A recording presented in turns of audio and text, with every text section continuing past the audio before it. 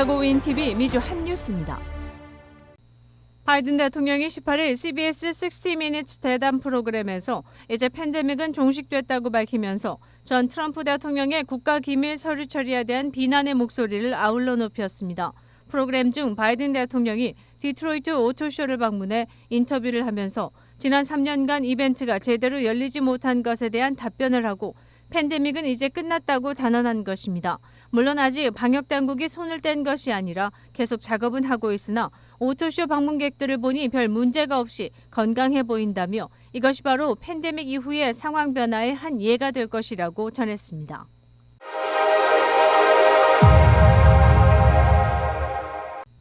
최대 4,300만 명이 연방 학자금 융자에 대한 부채 탕감 혜택을 볼 것으로 전망되는 가운데 탕감 대상자들은 향후 몇 주에 걸쳐 준비 작업을 염두에 둬야 합니다.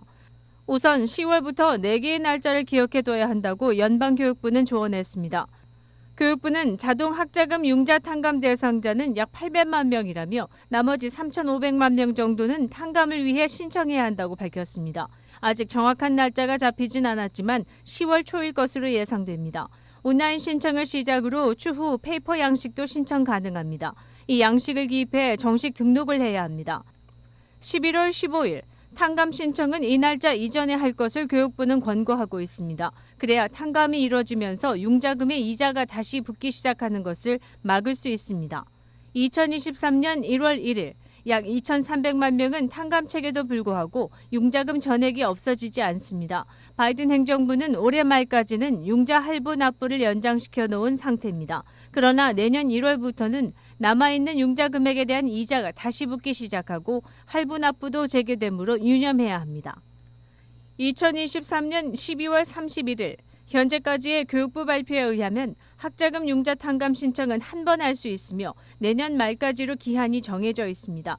따라서 연방교육부는 탕감을 받을 수 있는 학자금 융자의 종류나 그에 따른 $10,000에서 $20,000까지의 탕감 자격 등은 알려져 있으므로 신청 시 향후 날짜를 유념해서 탕감을 받을 것을 조언했습니다.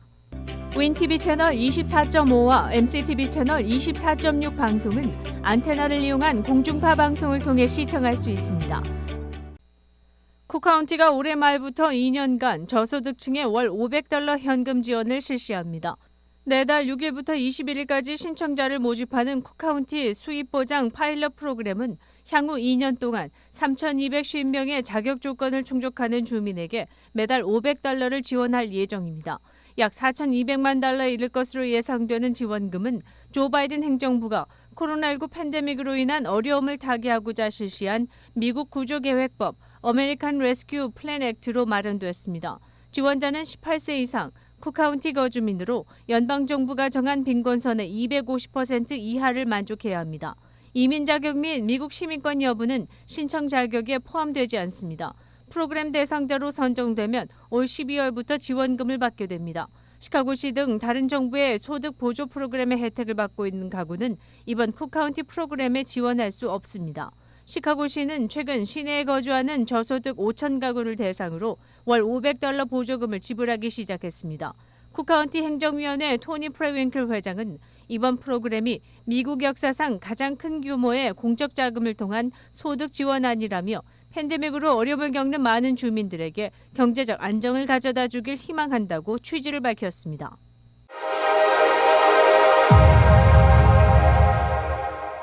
아마존 물류센터 중 44곳이 건립이 취소되거나 기존 건물이 닫힙니다. 아울러 25군데의 물류센터 건축도 지연되고 있습니다. 미 언론에 따르면 일리노이 지역의 크리스탈 레이크, 호프만 에스테이트 그리고 헌트리 지역이 해당됩니다. 크리스탈 레이크 지역의 딜리버리 스테이션이 아무 이유 공표 없이 취소됐습니다. 호프만 에스테이트 물류센터도 취소되면서 그 건물에 서블리스 표지판이 붙었습니다. 헌트리에 건축 예정이던 인바운드 크로스덱 건립도 내년 완공 일정이 1년 지연된 것으로 알려졌습니다. 시애틀에 본부를 둔 아마존은 팬데믹 기간 중 온라인 수요 급증을 예상해 오퍼레이션 설비 규모를 2배 증가시켰으나 팬데믹이 완연하게 주춤해지면서 창고 시설이나 종업원이 넘치고 있다는 분석이 나오고 있습니다. 따라서 이미 건축이 예정됐던 부지들은 속속 서블리스 사인이 나붙고 있어 아마존의 성장에 급제동이 걸리고 있다고 미 언론은 전했습니다.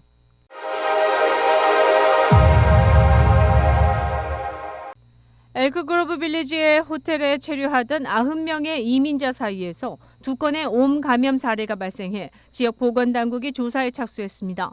지역 관계자는 18일 소셜미디어에 게시된 글을 통해 지난 주말 텍사스의 미 멕시코 국경을 건너 입국한 이민자들이 이송된 라 퀸타인 바이 윈디엄 호텔에서 옴 감염 증세를 보이는 환자가 발생했다고 전했습니다. 이어 엘크그로브 빌리지의 소방당국이 감염과 관계없는 신고에 대응하던 중 이 같은 사실을 발견했다고 설명했습니다. 의료당국은 감염 증세를 보인 환자가 옴에 걸린 것으로 확진됐다고 발표했습니다. 이달 초 그렉 에보 텍사스주 지사는 미 남부 국경을 불법으로 건넌 이민자 수천 명을 워싱턴 DC와 뉴욕, 시카고 등지로 이송했고 제이비 프리츠커 일리노이 주지사와 로리 라이프 시카고 시장은 해당 이민자를 환영한다는 의사를 밝혔습니다.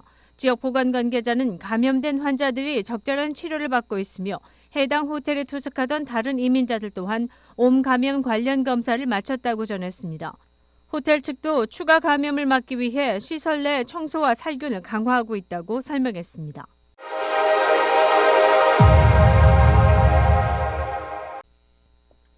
향년 96세로 지위 70년을 지낸 엘리자베스 2세 영국 여왕의 국가장이 19일 전 세계적인 애도 속에서 엄수됐습니다. 웨스트민스터 사원에서 오전 11시부터 시작됐습니다. 여왕의 관은 근위대에 의해 웨스트민스터 홀 외부로 옮겨진 후 해군 수병 142명이 이끄는 포차에 실려 장례식장으로 향했으며 국왕이 된 찰스 3세가 엄숙한 표정으로 운구 행렬을 따랐으며 여왕의 손자인 윌리엄 왕세자와 해리 왕자 등도 함께했습니다. 장례식에는 각국 정상과 지도자를 포함해 왕족 등 500여 명이 참석했습니다. 장례식 미사는 웨스트민스터 사원의 주임 사제가 집전한 뒤 캔터베리 대주교의 설교와 리즈 트러스 영국 총리의 봉독 순으로 진행됐습니다. 영국 전역에서는 2분간의 묵념이 이어졌고 백파이프로 영국 국가를 연주하면서 장례식은 마무리됐습니다. 운구차로 여왕의 관이 이동하는 행렬을 지켜보는 시민들은 경건하고 엄숙한 표정으로 애도했습니다. 여왕의 관이 윈저성으로 운구된 후 성 안에 있는 성 조지 예배당에서는 800여 명이 참석한 가운데 다시 한번 소규모 장례 예식이 치러졌습니다. 여왕의 관은 지난 4월 세상을 떠나 예배당의 지하 납골당에 안치되어 있는 남편 필립 공 옆에 묻히게 됩니다. 영국은 엘리자베스 여왕의 장례식 날을 공휴일로 선포했습니다.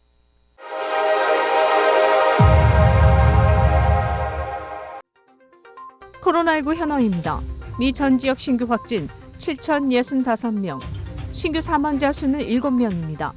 일리노이주 신규 확진 1,402명, 신규 사망자 수는 0명입니다. 코로나19 관련 자세한 내용은 시카고토탈닷컴을 통해 다시 볼 수 있습니다. 시카고 한인동 보일간지 한국일보는 전자신문으로도 배포됩니다. 시카고 한국일보 무료신문은 가까운 한인식당이나 마켓에서 볼 수 있습니다. 뉴스24에서는 여러분의 제보를 기다립니다. 제보 전화 847-290-8282번입니다.